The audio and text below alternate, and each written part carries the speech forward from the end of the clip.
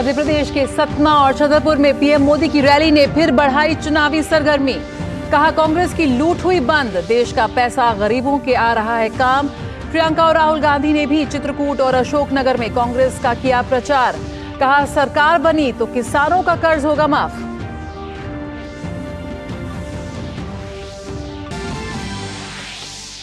छत्तीसगढ़, राजस्थान और तेलंगाना के चुनाव प्रचार में भी तेजी। जशपुर और कुनकुरी में अमित शाह ने भूपेश बघेल की सरकार पर लगाए आरोप।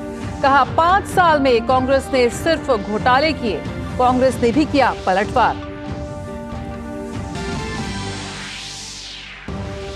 टीएमसी सांसद महुआ मोइत्रा के खिलाफ लोकसभा एथिक्स कमेटी की जांच पूरी। आज की बैठक में सदस्यता खत्म करने की सिफारिश को मिल सकती है मंजूरी। भारत अमेरिका 2+2 मंत्री स्तरीय वार्ता के लिए दिल्ली पहुंचे अमेरिकी रक्षा मंत्री लॉयड। आज रात विदेश मंत्री ब्लिंकन भी पहुंचेंगे भारत। द्विपक्षीय बैठक में कल कई रणनीतिक, रक्षा और प्रौद्योगिकी मुद्दों पर होगी चर्चा। उपराष्ट्रपति जगदीप धनखड़ की मौजूदगी में आज गोवा में राष्ट्रीय खेलों का समापन। पदक तालिका में महाराष्ट्र अव्वल, उत्तराखंड में होगा अगला नेशनल गेम्स।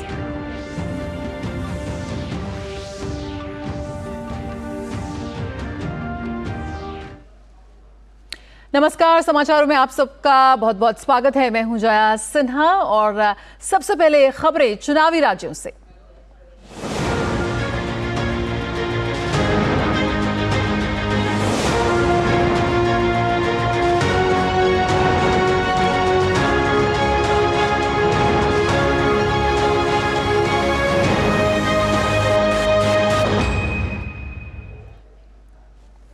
मध्य प्रदेश में प्रधानमंत्री की चुनावी रैलियां जारी हैं। पहले सतना और फिर छतरपुर में उन्होंने भाजपा के पक्ष में मतदान करने की अपील की। सतना की रैली में उन्होंने कहा कि कांग्रेस का सिर्फ एक ही काम है, लूट, भ्रष्टाचार। ऐसे में जब जनता ने साल 2014 में केंद्र में भाजपा की सरकार को चुना, तब देश में विकास की बयार चली। यही वजह है कि देश के 4 करोड़ गरीबों को घर मिला है। गरीब का बेटा गरीब के लिए तो काम करेगा, आपके लिए ही तो काम करेगा। आप ही तो मेरा परिवार है।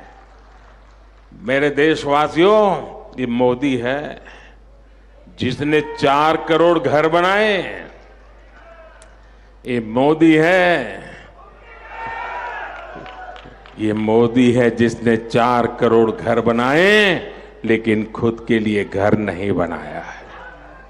मेरे परिवारजनों, गरीबों का घर हो, मुफ्त राशन हो, मुफ्त इलाज हो, आज इन पर भाजपा सरकार लाखों करोड़ रुपए खर्च कर रही है। यानी देश का पैसा गरीबों के काम आ रहा है। लेकिन जब कांग्रेस की सरकार थी तब ये पैसा कहां जाता था? तब देश का लाखों करोड़ रुपया 2G घोटाले में जाता था, कोयला घोटाले में जाता था, कॉमनवेल्थ घोटाले में जाता था, हेलीकॉप्टर घोटाले में जाता था। और मोदी ने ये सारे घोटाले बंद कर दिए।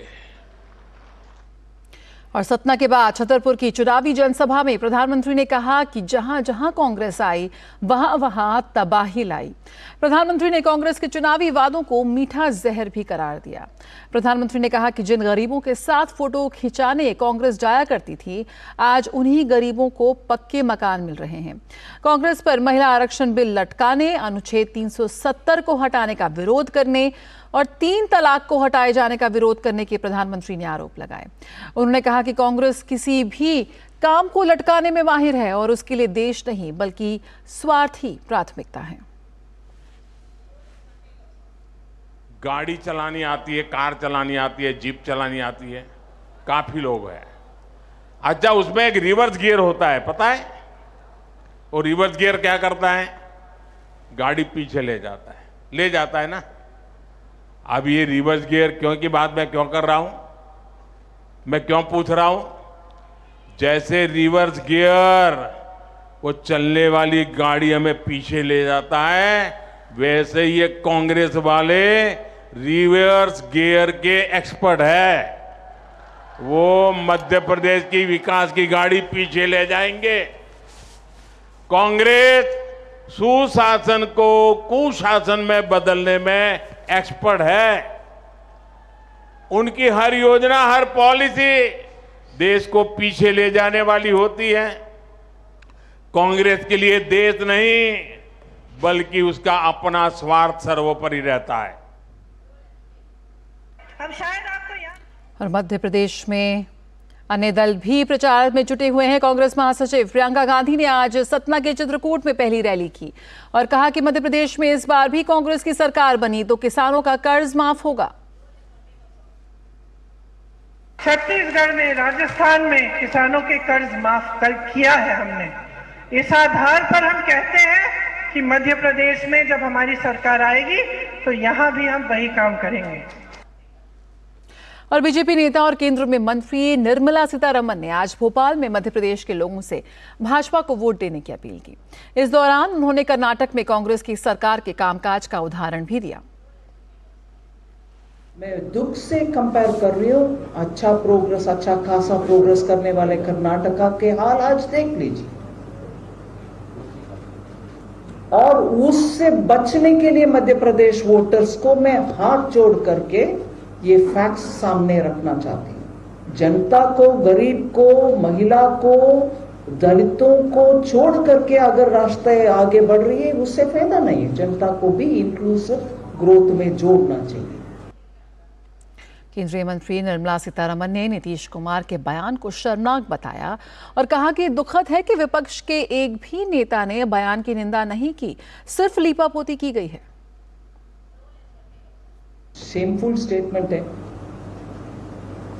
शर्मनाक विषय है कि एक सीनियर व्यक्ति जो एक स्टेट में मुख्यमंत्री के पद में रहते हुए मगर बात असेंबली में कहना एकदम शर्मनाक विषय है।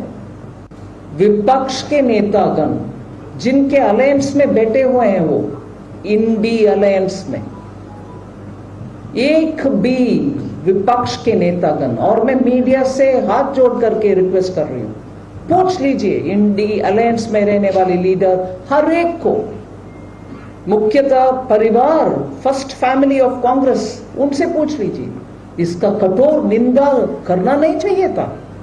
एक भी स्पष्ट बयान नहीं आए। और कांग्रेस नेता राहुल गांधी ने भी मध्य प्रदेश के अशोकनगर में चुनाव प्रचार किया। यहां उन्होंने शिवराज सरकार के कामकाज को निशाने पर लिया और अपनी भारत जोड़ो यात्रा का भी जिक्र किया। कहा कि भारत जोड़ो यात्रा के दौरान वो जब मध्य प्रदेश से गुजरे थे तो उन्हें कई अनुभव हुए। इस दौरान उन्होंने कई नौजवानों से भी बातचीत की। किसी भी किसान से पूछ लो, फसल बीमा योजना का पैसा आपको मिला? नहीं मिला, नहीं मिला, नहीं मिल सकता। मैं बताता हूं किसको मिला। भाइयों और बहनों, अच्छी तरह सुनिए। तकरीबन 30,000 करोड़ रुपया किसका पैसा? ओबीसी वर्ग का पैसा, दलित का पैसा, आदिवासी का पैसा, जीएसटी का पैसा। 30,000 करोड़ रुपया भाइयों और बहनों 16 कंपनियों को मिला। उन कंपनियों में ना एक ओबीसी है, ना एक दलित है, ना एक आदिवासी है। समझो। और मध्य प्रदेश में सभी 230 विधानसभा सीट के साथ छत्तीसगढ़ में 17 नवंबर को दूसरे चरण पर 70 सीट पर मतदान होंगे, जिसमें बेहतर प्रदर्शन के इरादे से बीजेपी और कांग्रेस समेत तमाम राजनीतिक दलों ने अपनी पूरी ताकत झोंक दी है। बीजेपी के लिए आज केंद्र में मंत्री और वरिष्ठ नेता अमित शाह ने जशपुर और फिर कुनकुरी में चुनावी रैली की। यहां उन्होंने मौजूदा सरकार पर महादेव ऐप को लेकर खूब हमले किए। मोदी जी ने चंद्रयान भेजा चंद्रमा पर, तो वो पॉइंट का नाम शिव शक्ति पॉइंट देकर भगवान शंकर के श्रद्धा व्यक्त करने का काम किया। पर यहां कांग्रेस की सरकार है, उन्होंने क्या करा? महादेव ऐप से जुड़ के सट्टा खोलने का काम करा। अरे भाई शर्म करो, कम से कम महादेव को तो छोड़ देते। हजारों करोड़ रुपए का, चावल भेजे उसमें घपला, आवास भेजे उसमें घपला, कोरोना का राहत भेजा उसमें घपला। हर गांव में आज बच्चा बच्चा कह रहा है सट्टे पे सट्टा कौन कर रहा, भूपेश कक्का। वहीं छत्तीसगढ़ के मुख्यमंत्री भूपेश बघेल की भी आज ताबड़तोड़ कई रैलियां उन्होंने की। सरायपाली में हुई रैली में उन्होंने बीजेपी के आरोपों का जवाब दिया और कहा कि चुनाव के समय उन पर झूठे आरोप लगाए जा रहे हैं और जनता ही इसका जवाब देगी। उन्होंने दावा किया कि छत्तीसगढ़ में इस बार भी कांग्रेस की सरकार बनेगी।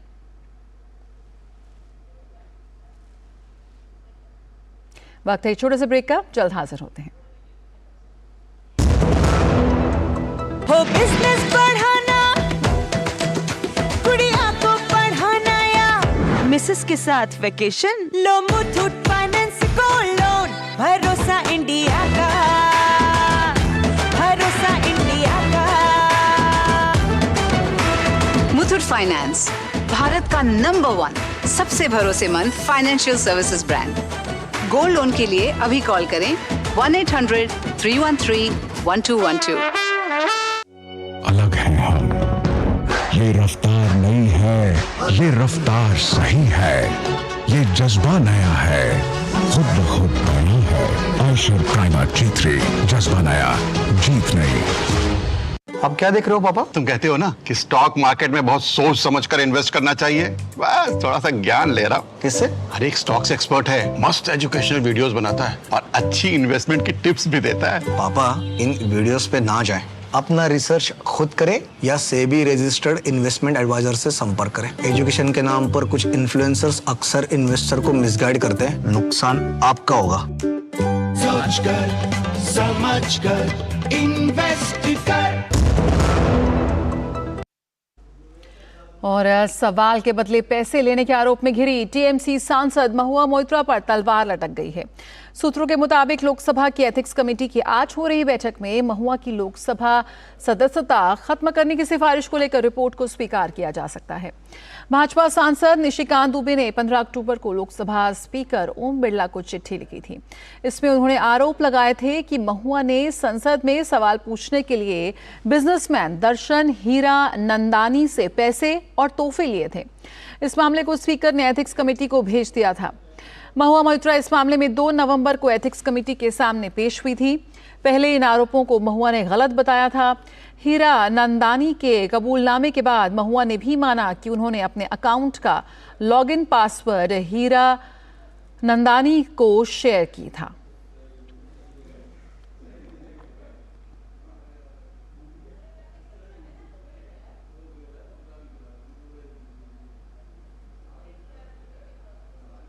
तो महुआ मोइत्रा इस पर मुश्किल में फंसी नजर आ रही हैं, तलवार लटक रही हैं।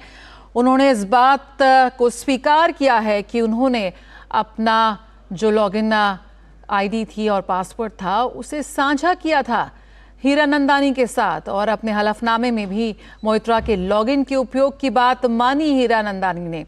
ऐसे में यहाँ पर बेहद संगीन आरोप महुआ मोइत्रा पर।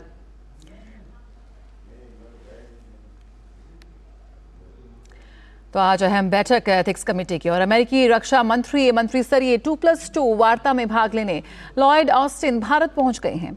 हवाई अड्डे पर उनका रक्षा मंत्री राजनाथ सिंह ने स्वागत किया। अमेरिकी रक्षा मंत्री लॉयड ऑस्टिन को गार्ड ऑफ ऑनर दिया गया। अमेरिकी विदेश मंत्री एंटनी ब्लिंकन भी आज रात भारत पहुंचेंगे। रक्षा मंत्री ऑस्टिन और अमेरिकी विदेश मंत्री एंटनी ब्लिंकन कल 10 नवंबर को रक्षा मंत्री राजनाथ सिंह और विदेश मंत्री डॉक्टर एस जयशंकर के साथ मंत्री स्तरीय 2+2 वार्ता की सह अध्यक्षता करेंगे। इसके बाद रक्षा मंत्री ऑस्टिन और रक्षा मंत्री राजनाथ सिंह के बीच द्विपक्षीय बैठक का आयोजन किया जाएगा।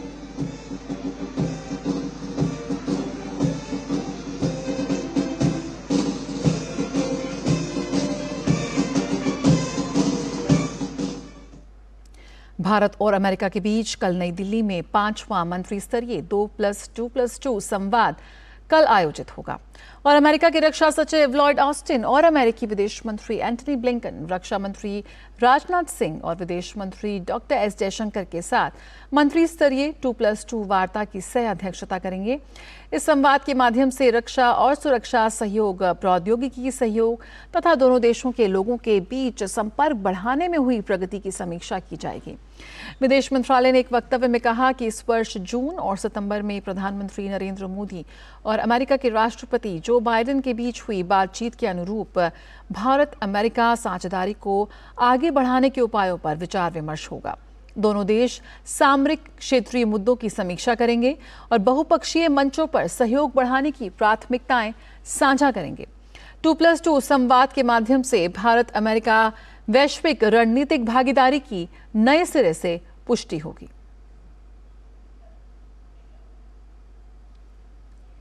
और व्हाइट हाउस ने कहा है कि भारत हमेशा से ही अमेरिका का प्रमुख रणनीतिक साझेदार रहा है। व्हाइट हाउस के प्रवक्ता जॉन किर्बी ने कहा कि जब प्रधानमंत्री नरेंद्र मोदी अमेरिका आए थे तब इस बात को अच्छे से देखा और महसूस किया जा चुका है।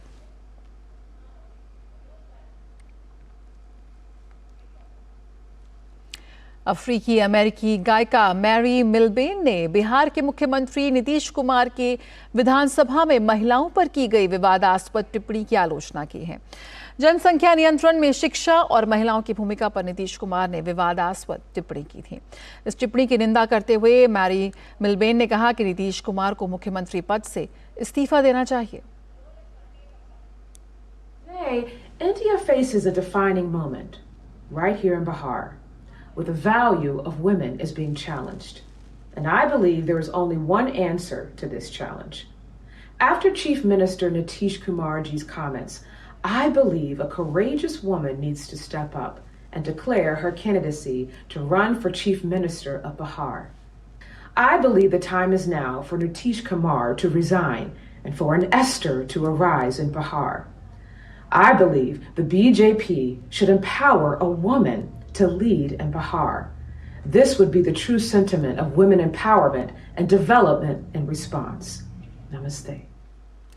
और यहाँ रुकेंगे एक और छोटे से ब्रेक के लिए, जल्द हाजिर होते हैं। अलग हैं हम, ये रफ्तार नई है, ये रफ्तार सही है, ये जज्बा नया है, खुद ब खुद नया है। आयशर प्राइमर G3, जज्बा नया, जीत नई। अब क्या देख रहे हो पापा? तुम कहते हो ना कि स्टॉक मार्केट में बहुत सोच समझकर इन्वेस्ट करना चाहिए, बस थोड़ा सा ज्ञान ले रहा हूं। किससे? हर एक स्टॉक्स एक्सपर्ट है, मस्त एजुकेशनल वीडियोस बनाता है और अच्छी इन्वेस्टमेंट की टिप्स भी देता है। पापा इन वीडियोस पे ना जाएं, अपना रिसर्च खुद करें या सेबी रजिस्टर्ड इन्वेस्टमेंट एडवाइजर से संपर्क करें। एजुकेशन के नाम पर कुछ इन्फ्लुएंसर्स अक्सर इन्वेस्टर को मिसगाइड करते हैं, नुकसान आपका होगा। सोचकर समझकर इन्वेस्ट कर। ब्रेक के बाद स्वागत है। देश भर में शहरी आवासन मंत्रालय की ओर से 7 नवंबर से 3 नवंबर तक जल दिवाली का आयोजन किया गया है। दिल्ली में स्वयं सहायता समूह की महिलाओं ने सोनिया विहार, वजीराबाद, ओखला और भागीरथी में ट्रीटमेंट प्लांट पर जाकर पानी साफ करने की पूरी प्रक्रिया को देखा। इस मौके पर दिल्ली जल बोर्ड के मुख्य अभियंता केसी मीणा भी साथ रहे और स्वयं सहायता समूह की महिलाओं ने जल बचाने की अपील की और कहा कि दीपावली के मौके पर हम घरों की सफाई तो करें लेकिन पानी की बचत भी करें, क्योंकि जल है तो कल है। संवाददाता राजेश राज ने सोनिया विहार वाटर ट्रीटमेंट प्लांट का जायजा लिया।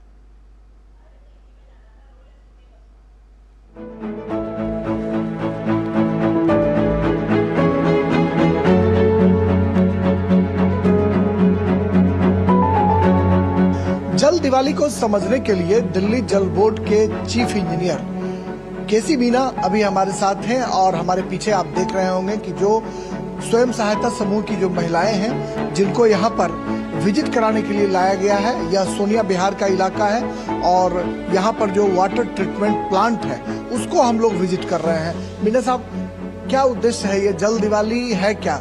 पर्पज ये है कि जो सेल्फ हेल्प ग्रुप हैं, जो ग्राउंड लेवल पर जो काम कर रहे हैं, उनको एक फीलिंग आया कि ट्रीटमेंट होता क्या है, क्या टेस्टिंग होती है, क्या प्रोसेस होता है प्लांट का, क्योंकि हर आदमी जब तक उसको देखता नहीं है समझ नहीं आता कि कितनी उसकी मेहनत लगी होती है, कितने टेस्ट हम उसके पीछे करते हैं, जिसके बाद हम तो साफ पानी दे पाते हैं। सहायता समूह की जो महिलाएं विजिट करने के लिए आई हैं, उसका क्या इम्पैक्ट होगा समाज पर?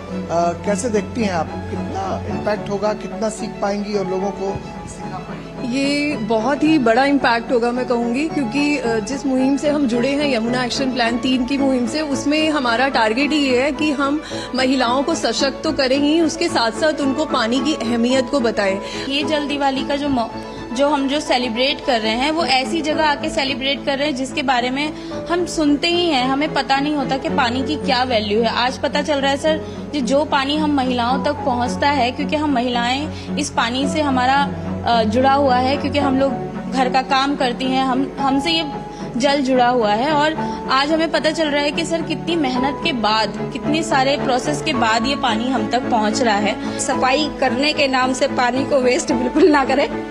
मैंने बिल्कुल नहीं करा है, मैंने थोड़ा थोड़ा पानी करके ही सफाई करी अपने घर की।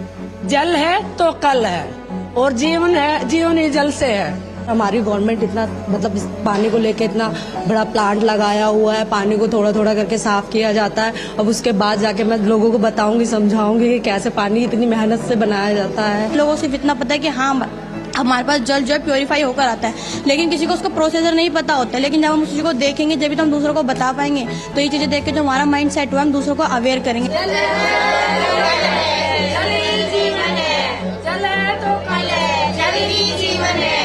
जल है तो कल है, ये नारा इन सेल्फ हेल्प ग्रुप की महिलाओं का है, जो जल दिवाली के मौके पर सोनिया बिहार के वाटर ट्रीटमेंट प्लांट को देखने के लिए आई हैं।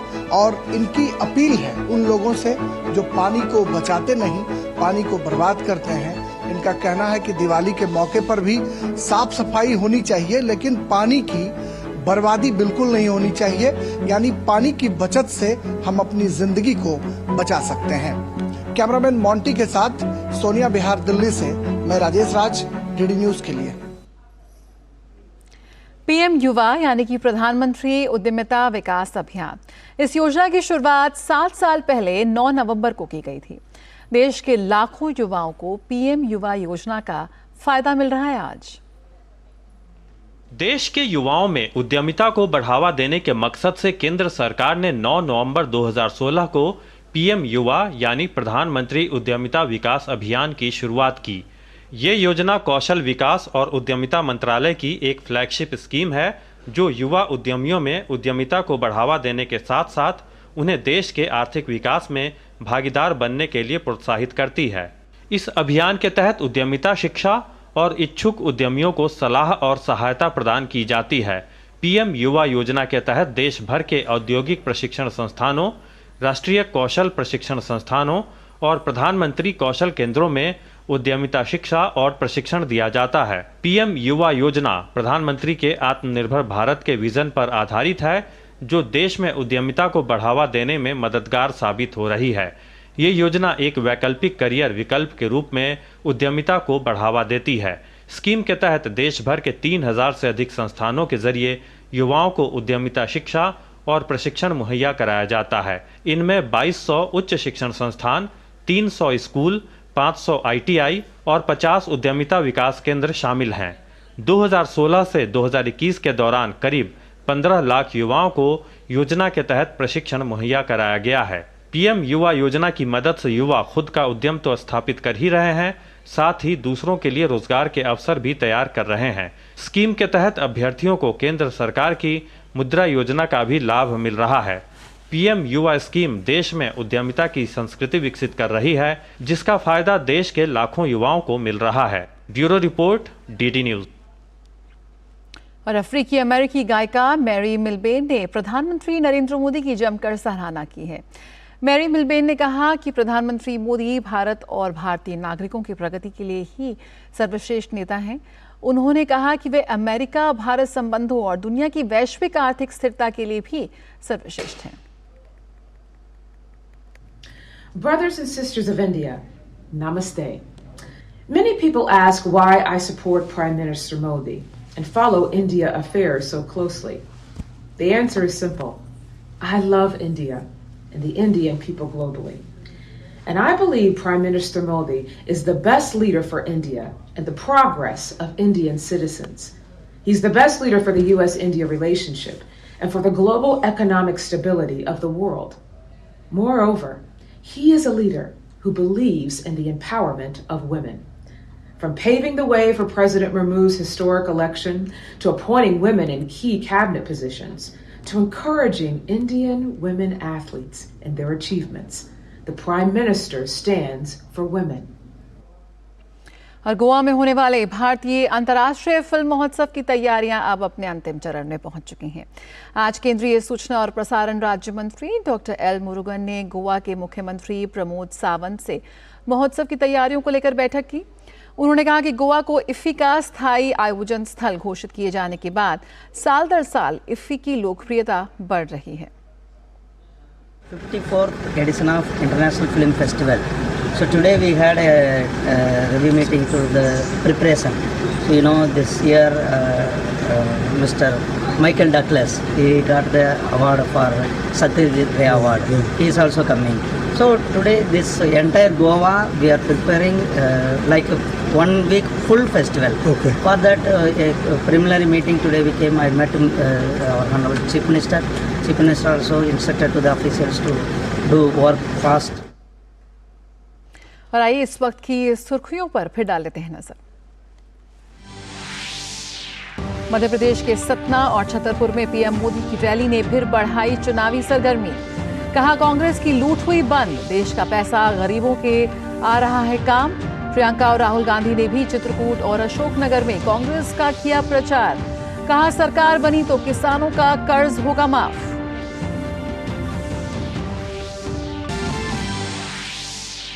छत्तीसगढ़, राजस्थान और तेलंगाना के चुनाव प्रचार में भी तेजी।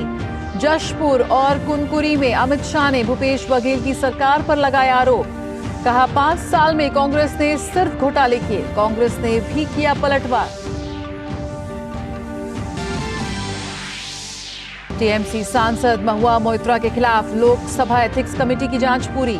आज की बैठक में सदस्यता खत्म करने की सिफारिश को मिल सकती है मंजूरी।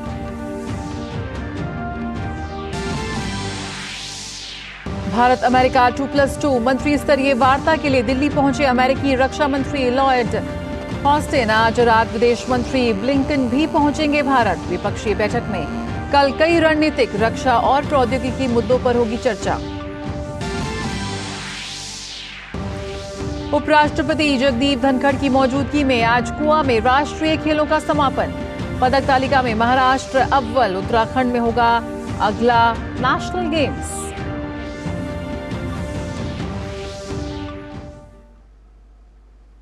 और सांसदों और विधायकों के खिलाफ लंबित आपराधिक मुकदमों के जल्द निपटारे के लिए बनाए गए स्पेशल कोर्ट की निगरानी का जिम्मा सुप्रीम कोर्ट ने हाई कोर्ट को सौंपा है।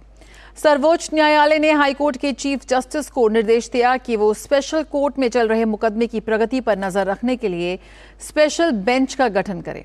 इसके साथ ही बेंच नियमित अंतराल पर सुनवाई कर ट्रायल कोर्ट से रिपोर्ट तलब करे और हाई कोर्ट अपनी वेबसाइट पर केस दायर होने की तारीख और पेंडिंग केस का ब्यौरा डाले। दोषी करार दिए जाने वाले नेताओं के चुनाव लड़ने पर आजीवन प्रतिबंध की मांग पर सुप्रीम कोर्ट अलग से सुनवाई करेगा।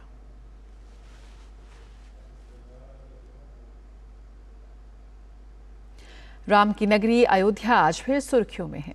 आज पहली बार उत्तर प्रदेश की सरकार ने अयोध्या में कैबिनेट बैठक बुलाई और अयोध्या में विकास की कई परियोजनाएं, खास तौर पर धार्मिक पर्यटन के विकास के लिहाज से कई प्रस्ताव पर कैबिनेट में मोहर लगाई गई।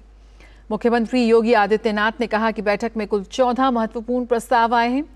पहला प्रस्ताव उत्तर प्रदेश में अंतर्देशीय जलमार्ग प्राधिकरण की स्थापना का था और राज्य स्तर पर यह प्राधिकरण बनाने का निर्णय लिया है। कैबिनेट बैठक से पहले योगी आदित्यनाथ ने कैबिनेट मंत्रियों के साथ पहले हनुमानगढ़ी और फिर रामलला मंदिर में पूजा की। अयोध्या में योगी आदित्यनाथ ने अपने कैबिनेट मंत्रियों के साथ निर्माणाधीन श्री राम जन्मभूमि तीर्थ क्षेत्र का निरीक्षण किया।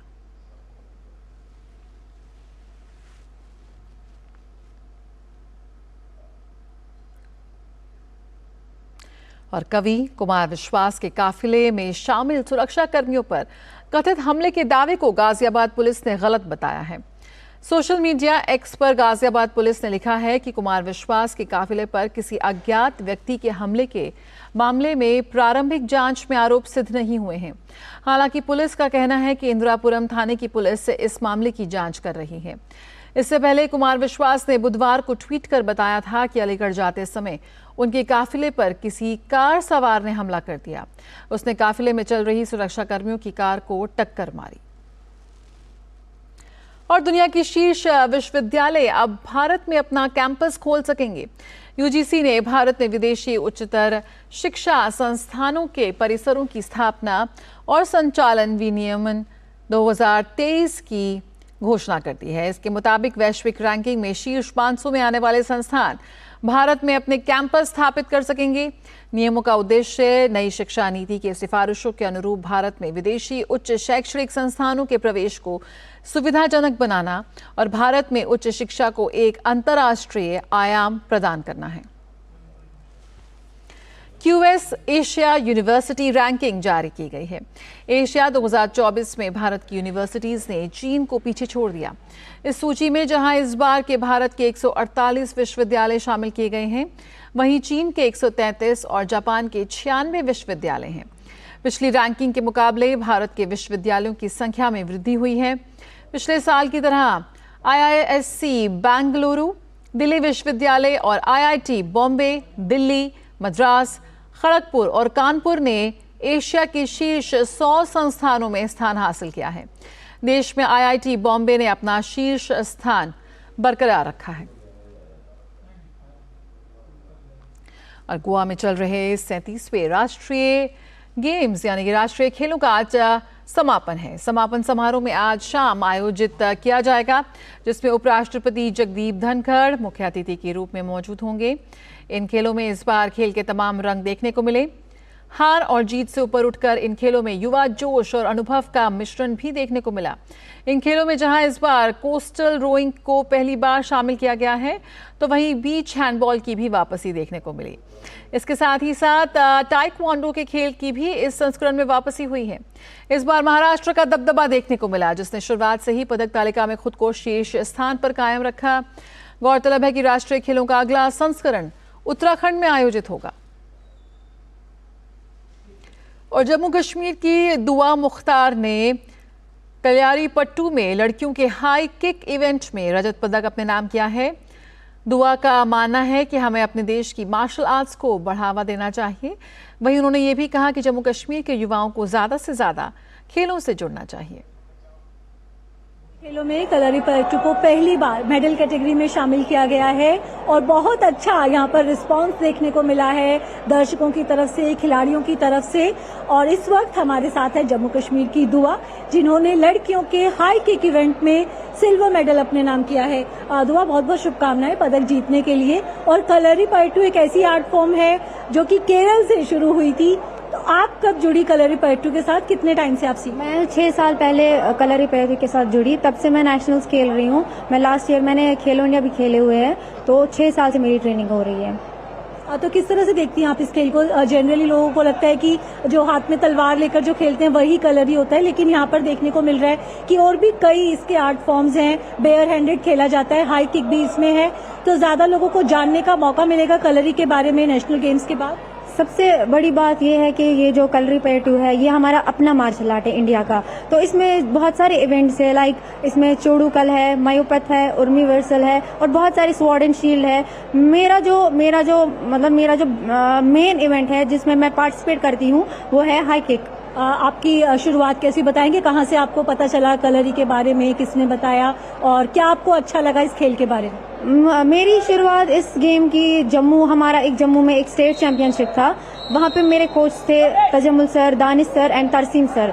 उन्होंने मुझे इस गेम के बारे में बताया और उन्होंने मुझे बोला कि आप इस गेम में आ जाओ, तुम में इतना पोटेंशियल है कि तुम कर पाओगी इस गेम में कुछ। तो उसी से मैं जुड़ गई इस गेम के साथ, तो मैंने इस गेम को सीख लिया। और कितना आप जरूरी मानती हैं जम्मू कश्मीर के युवाओं का खेलों से जुड़ना?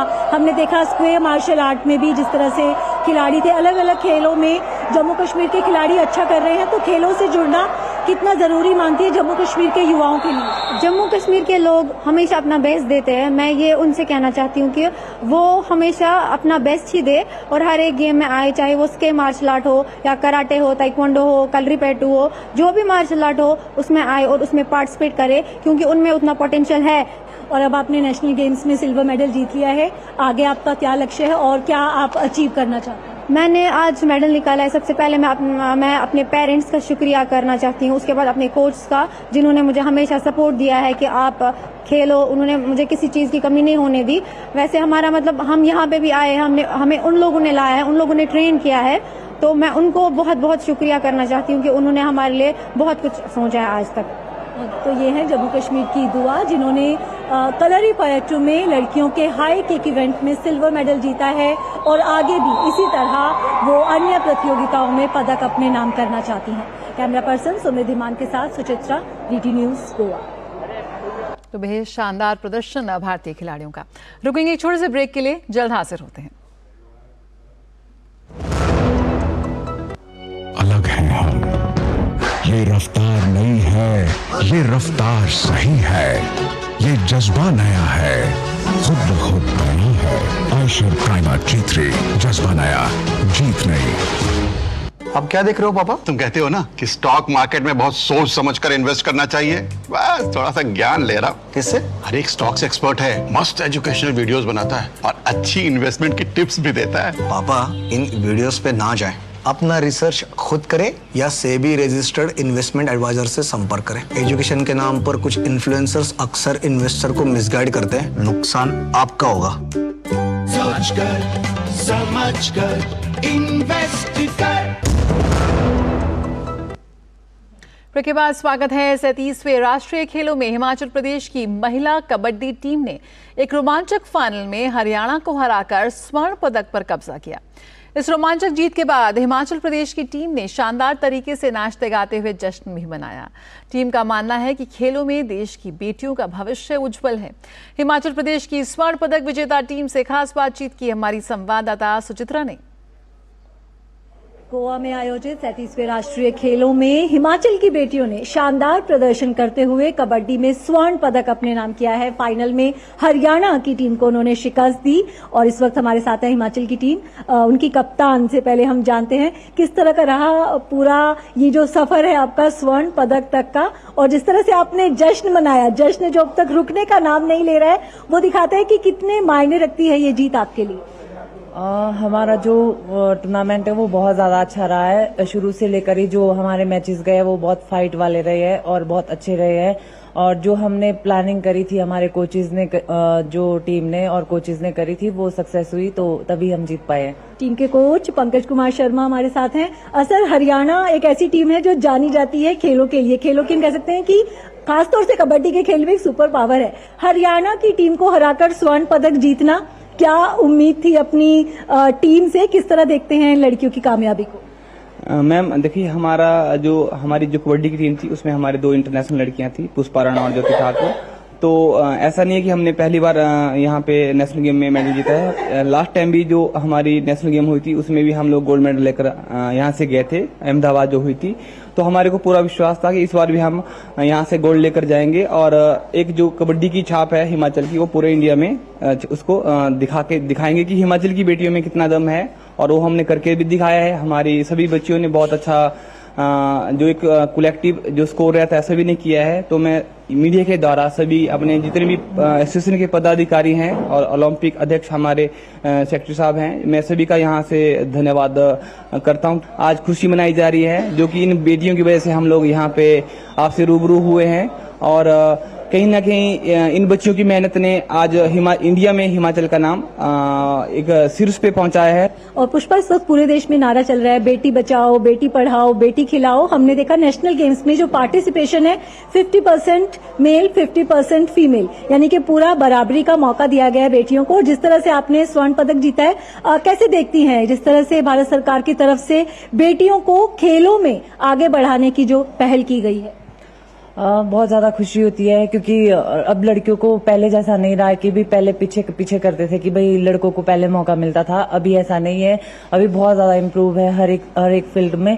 लड़कियां भी इतना ही करके दे रही है, इवन लड़के से ज्यादा करके दे रही है। हर एक फील्ड में बहुत अच्छा रिजल्ट जो लड़कियों के द्वारा दिया जा रहा है, तो बहुत ज्यादा खुशी होती है। और ऐसे ही हमें सपोर्ट करते रहे तो और ज्यादा अच्छे रिजल्ट आते रहेंगे।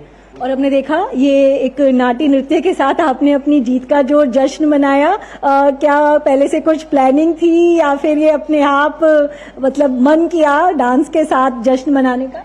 मैम अपने आप ही हमारा अगर कोई भी खुशी होती है तो हम ये डांस करते हैं ये। और क्या मतलब जो अभी भी जश्न का और जो डांस का सिलसिला लगातार चलते जा रहा है, लग रहा है कि इस जो जीत की खुशी है ये काफी समय तक जश्न ऐसी लंबा चलने वाला है। हाँ जी मैम जरूर, ये सब ये तो नाटी तो हमारी हिमाचल तक जाएगी क्योंकि हमें इस जीत की बहुत खुशी है। क्योंकि ये हमारी जीत मतलब हम बहुत इसके लिए थे, हरियाणा वालों के साथ हमारा बहुत टाइट मैच चला हुआ था और ये हमारा नाटी हमारा कल्चर है जो हम चाहते हैं कि इसे हम आगे बढ़ाएं। तो हम कोई भी जीत हम नाटी जरूर हो करते हैं, ये हमारे हिमाचल को रिप्रेजेंट करते हैं। तो एशियन गेम्स में भी भारत की बेटियों ने गोल्ड मेडल जीता था, अब यहाँ पर नेशनल गेम्स में भी गोल्ड मेडल जीता है। कबड्डी की दिशा में किस तरह से देखती हैं भारत की लड़कियों को और आगे कैसा भविष्य देखती हैं? जो आने वाली खिलाड़ी हैं कबड्डी में, महिला खिलाड़ी, उनके लिए कैसा भविष्य देखती हैं कबड्डी में? अभी कबड्डी में बहुत ज्यादा इम्प्रूवमेंट है और पहले लोग इतना पसंद भी नहीं करते थे। प्रो कबड्डी की वजह से आज बहुत अच्छा स्टेज कबड्डी को मिला है। इवन अभी बॉयज में ही ऐसा है कि प्रो कबड्डी की वजह से लोग ज्यादा पसंद करने लगे और हम चाहते हैं कि गर्ल्स की प्रो कबड्डी भी जल्दी स्टार्ट हो, जिसकी वजह से हमें भी नेम फेम बहुत अच्छे से मिले।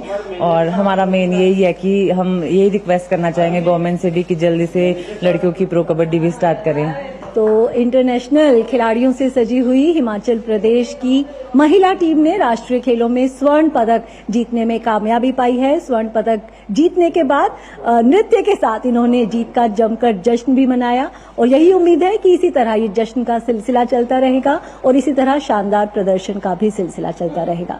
कैमरा पर्सन सुमित धीमान के साथ सुचित्रा, डीडी न्यूज, गोवा। और हरियाणा के मुक्केबाज स्वीटी पूरा ने 37वें राष्ट्रीय खेलों में स्वर्ण पदक जीतने में कामयाबी हासिल की। स्वीटी ने इसी साल आयोजित विश्व चैंपियनशिप में भी स्वर्ण पदक जीता था और अब स्वीटी की नजर ओलंपिक खेलों के लिए क्वालिफाई करने पर है। स्वीटी से खास बात की सुचित्रा ने। इस वक्त हमारे साथ है मुक्केबाज स्वीटी बूरा, जिन्होंने 37वें राष्ट्रीय खेलों में हरियाणा के लिए मुक्केबाजी में स्वर्ण पदक जीता है। स्वीटी, बहुत बहुत शुभकामनाएं आपको स्वर्ण पदक जीतने पर और ये साल आपके लिए शानदार रहा है। विश्व चैंपियनशिप में भी स्वर्ण पदक, अब राष्ट्रीय खेलों में भी स्वर्ण पदक। जी थैंक यू सो मच। हाँ, ये साल काफी अच्छा रहा है और अभी साल पूरा नहीं हुआ है। जाते जाते मुझे लगता है कि एक दो और उपलब्धि मुझे जो लेनी है, मैंने टारगेट किया है, होप सो मैं वो भी पूरा कर पाऊँ। थैंक यू सो मच, बहुत अच्छा लग रहा है। और आज जो आपका मुकाबला था साना माचा चानू के साथ, उनका भी प्रदर्शन इन खेलों में शानदार रहा है। हमें रोमांचक मुकाबला देखने को मिला फाइनल में, तो फाइनल बाउट के बारे में क्या कहेंगे? जी काफ़ी अच्छी बाउट थी और हम एक दूसरे के साथ पहले भी खेल चुके हैं, ट्रेनिंग भी साथ करते, तो अच्छी लड़की है। भविष्य भारत का अच्छा है, आगे आने वाले टाइम में काफ़ी अच्छा करेगी लड़की। और जहाँ तक मुकाबले की बात है, मुकाबला भी अच्छा था, बहुत आराम से हम लोगों ने खेला है मुकाबला। इन राष्ट्रीय खेलों में पार्टिसिपेशन जो है 50% रखा गया है, 50% मेल, 50% फीमेल। तो किस तरह से देखती हैं भारत में जिस तरह से बेटी बचाओ, बेटी पढ़ाओ, बेटी खिलाओ का जो नारा दिया जा रहा है, 50% पार्टिसिपेशन के बारे में क्या कहेंगी? जी पार्टिसिपेशन जो 50% होना ही चाहिए और इस फील्ड में नहीं, हर फील्ड में 50% महिलाओं को आगे लेकर आना चाहिए। और महिलाएं ही सबसे अच्छा कर रही है आज के टाइम में। आप देख रहे हो तो हर फील्ड में, ऐसा नहीं है कि बॉक्सिंग में ही। आप बॉक्सिंग में देखिएगा कि हमारे हरियाणा को 3 गोल्ड मिले हैं और लड़कों में मुझे ध्यान नहीं एक्चुअली कि हमें शायद 1 ही गोल्ड मिला है। तो लड़कियां बहुत अच्छा कर रही हैं, हर फील्ड में अच्छा कर रही। तो लड़कियों का जो पार्टिसिपेशन है 50% हर फील्ड में होना चाहिए। खासतौर से अगर बॉक्सिंग में बात करें तो पिछले कुछ समय में बहुत अच्छी हुई उभरती हुई मुक्केबाज हमें भारत में महिला बॉक्सर्स देखने को मिली हैं।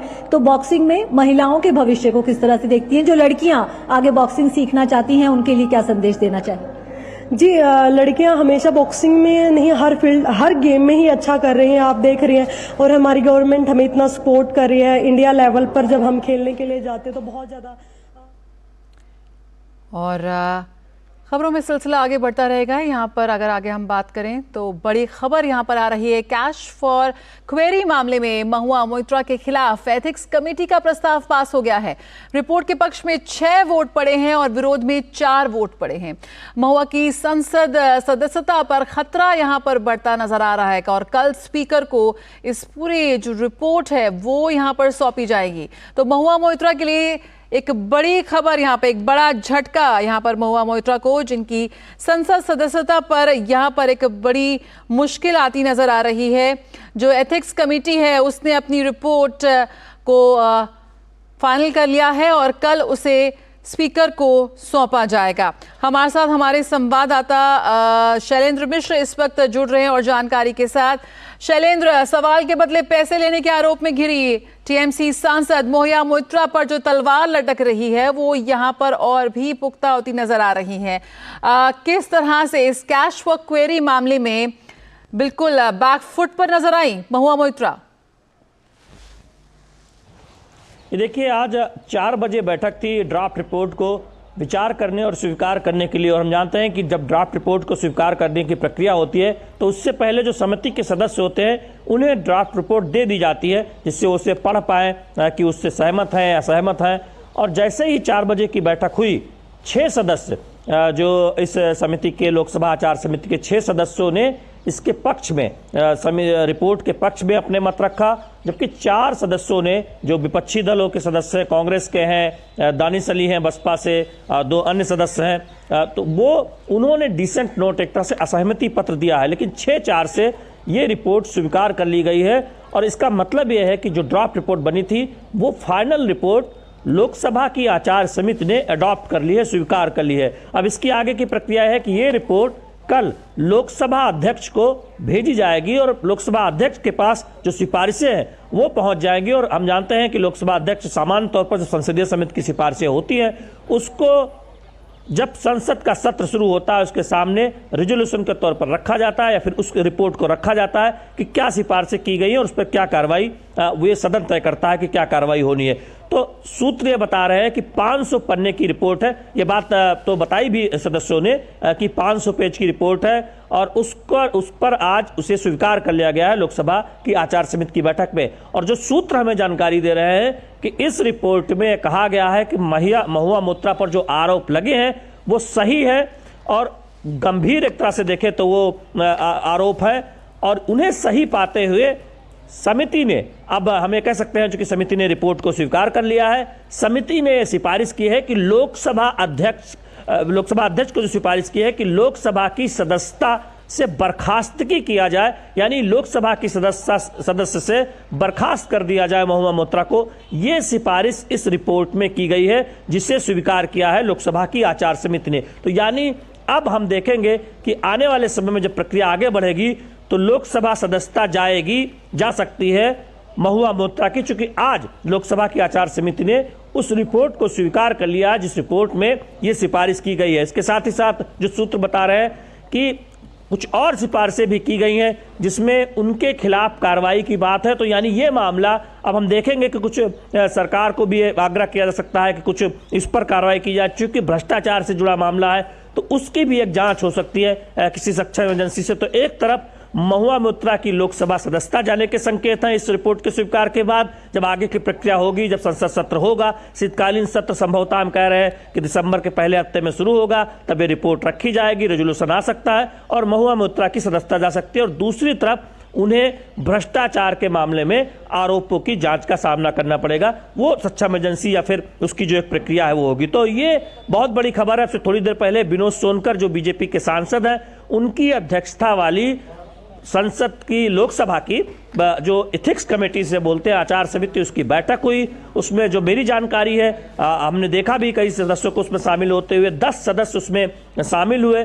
औपचारिक तौर पर लोकसभा की आचार समिति के प्रमुख विनोद सोनकर ने इसको बताया कि समिति ने सिफारिशों को स्वीकार कर लिया है। 6-4 से ये सिफारिश स्वीकार की गई है और इसे लोकसभा अध्यक्ष को भेजी जाएगी, कल भेज दी जाएगी। तो उसके बाद लोकसभा अध्यक्ष उस पर आगे प्रक्रिया करेंगे। तो बहुत बड़ी खबर कि महुआ मोइत्रा, जिसके बारे में लगातार कहा जा रहा था कि उनकी मुश्किलें बढ़ सकती हैं, और सुबह से ही ये मीडिया रिपोर्ट्स थी, इस तरह की खबरें आ रही थी कि ड्राफ्ट रिपोर्ट में उनके खिलाफ कार्रवाई की शिकायत की गई है, उनकी सदस्यता की बर्खास्तगी की सिफारिश की गई है। तो ये खबरें मीडिया और सूत्रों के हवाले से आ ही रही है, लेकिन इस वक्त की खबर यह है कि लोकसभा की आचार समिति ने उस रिपोर्ट को स्वीकार कर लिया है और अब ये रिपोर्ट जो सिफारिशें हैं वो लोकसभा अध्यक्ष को भेजी जाएंगी।